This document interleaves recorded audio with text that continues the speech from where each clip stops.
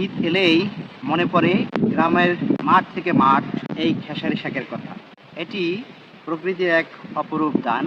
এটি আমাদের শুধু দায় মেটায় না, এটি আমাদের মনও ভরায়।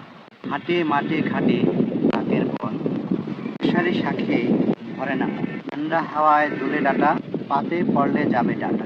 শীতের সকাল, শিশির ভেজা মাটি, খেসারি শাকের পেতে ওঠা হাসি। শাক মানেই শুধু পাতা নয়, এটি একটি পুষ্টির ভাণ্ডার। যাদের রক্ত স্বল্পতা আছে তারা এই খেসারি শাক খেতে পারেন। এটি ভিটামিন সি সমৃদ্ধ, যেটি আয়রন শোষণ করতে সহায়তা করে। অক্সিডেন্টে ভরপুর থাকায় শরীরের রোগ প্রতিরোধ ক্ষমতা বাড়ায় এবং টক্সিক বের করে দেয়।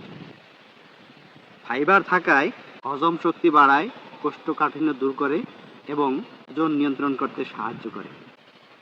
এর ম্যাগনেসিয়াম এবং ক্যালসিয়াম হাড় এবং দাঁত মজবুত করে, হাড়ের ক্ষয় রোধ করে। এর ভিতরে থাকা ভিটামিন কে রক্ত জমাট বাঁধতে সাহায্য করে।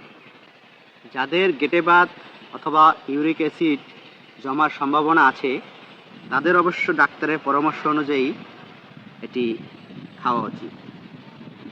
এটি ডায়াবেটিস নিয়ন্ত্রণে সহায়তা করে।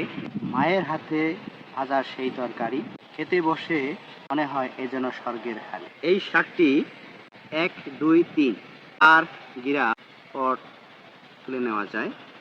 এটি মাছের সাথে তরকারি হিসেবে, ভাজি হিসেবে খাওয়া যায়।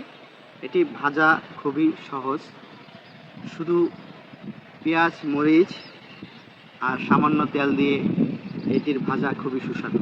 আমার ছোটবেলায় দেখতাম মা কুচি কুচি করে কেটে ভাজি করতেন। এই শাক আরও নানাভাবে খাওয়া যায়। এই খেসারি শাক শুধু শাকই নয়, এটি আমাদের সংস্কৃতির একটি অংশ।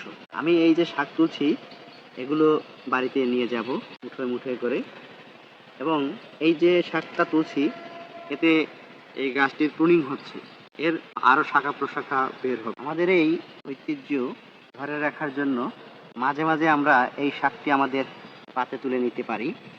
আপনাদের এই শাকে যদি আরও কোনো রেসিপি জানা থাকে এটি কমেন্ট বক্সে যাবেন, শেয়ার দিবেন, লাইক দিতে ভুলবেন না। ইউটিউব চ্যানেল থেকে দেখলে চ্যানেলটি সাবস্ক্রাইব করবেন, আর যারা ফেসবুক পেজ থেকে দেখছেন তারা পেজটিকে ফলো দিয়ে রাখবেন।